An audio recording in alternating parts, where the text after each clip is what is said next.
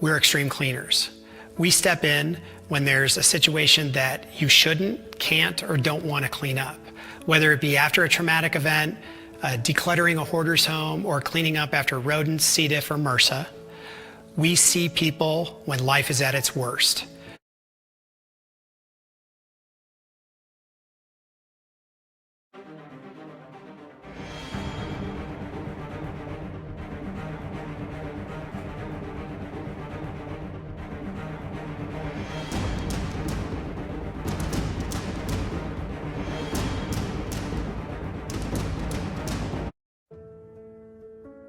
So where do you start?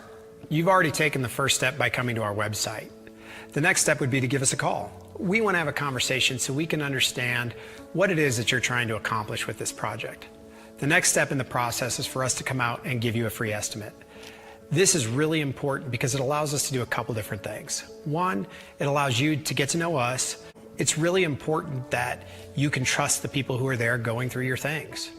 It also allows us to understand the logistics and the price behind this project so we can make it work for everybody. At that stage, we get the project scheduled and we get to work.